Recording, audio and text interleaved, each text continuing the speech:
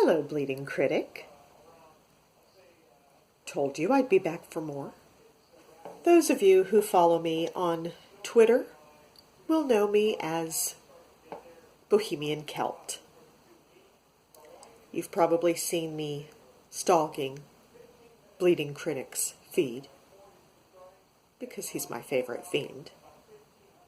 And in the real world, I am Andy Van Scoy, a retired, best-selling horror author, and now the hostess of the internet show From Zen to Zombies, where I do movie reviews and have a whole lot of fun.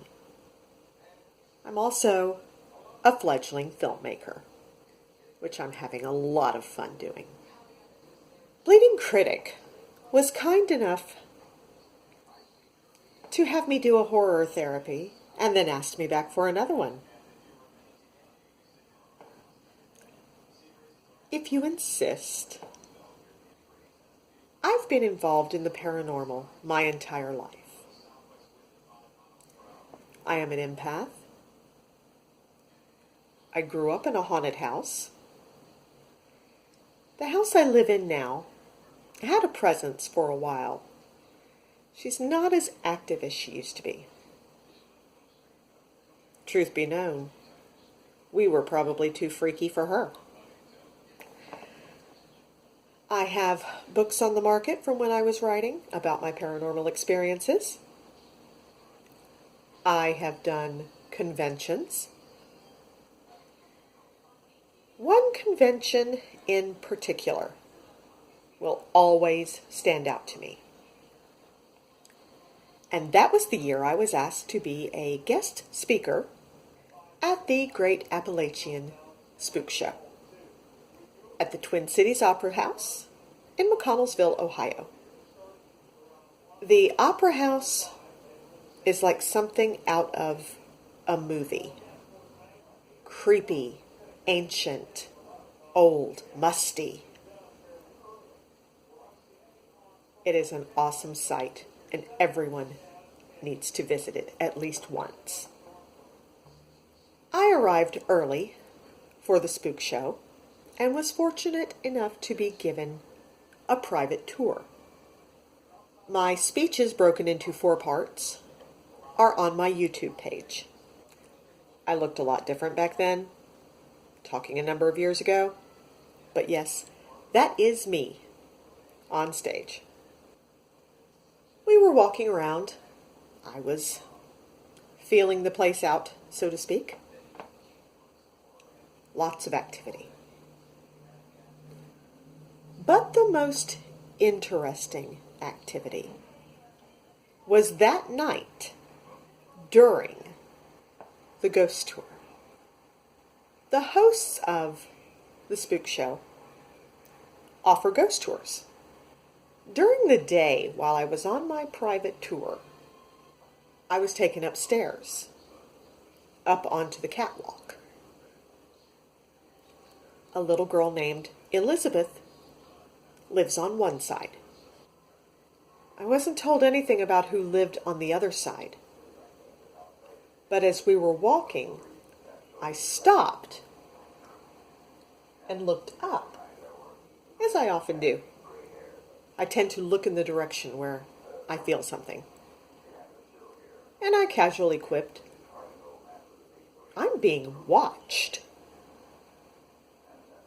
Someone is watching me." I shrugged it off and let it go. I did my speech and then went on the ghost tour later that night. We were over on Elizabeth's side, the little girl. People have seen her. I didn't see her. I would have loved to have seen her. Although she wasn't fond of me, she was afraid of me, and so was Robert. He is the most active ghost at the Twin City Opera House. He was an usher there at one time, and he's still there. So someone or something had flipped Elizabeth's doll head down in her tray. She's got a tray with a little tea time area set up. And I said, Elizabeth, I'm going to pick your doll up and set it right side back up. She didn't like that. She didn't want me touching her doll. The host of the tour, because there were some repeat people there, if I lived up there, I would be doing ghost tours with them as many times as they did it, a week, a month, whenever. He was saying, do you remember this person? Do you remember that person? You liked this one's hair last time, and then he asked about me. He had a communicator in which he was speaking to Robert. Robert wasn't fond of me. Like I said, I think I scared he and Elizabeth both. We were on Elizabeth's side speaking because it turns out the other side, where I had felt the intensity of being stared at, belonged to a bully of a ghost named Charlie. And Charlie really decided he did not like me. I remember the host becoming quite frightened when he asked Robert if Charlie was there. Robert replied yes. And he asked if Charlie was there to see anyone in particular. Again, the answer was yes. And he asked, is Charlie here to see this person? Is Charlie here to see that person? And then he asked, is Charlie here to see Andrea, our guest speaker? The communicator went crazy. And it turns out that Charlie decided he didn't want me there, he didn't like me there, and communicated through Robert to the group that I had better stay with the group. That if I left the group, if I went anywhere by myself, he was going to get me. Well, this started a furious back and forth between Charlie and I, where I taunted him, told him off, and he ended up leaving. Robert ended up leaving. Elizabeth ended up leaving. A couple of the people in the group got mad because Charlie and I were going back and forth.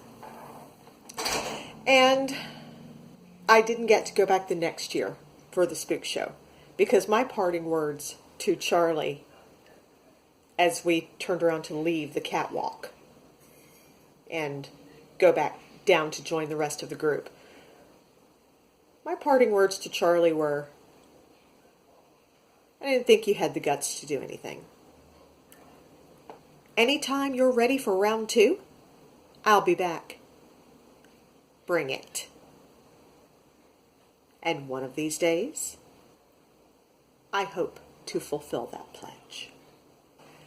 So if you ever find yourself in a tiny, sleepy little town called McConnellsville, Ohio, stop by the Twin City Opera House. You might catch a glimpse of Robert. You might catch a glimpse of Elizabeth. Let's hope you don't catch a glimpse of Charlie, because his ghostly, ethereal butt is mine. I'll see you all on Bleeding Critic's Twitter feed.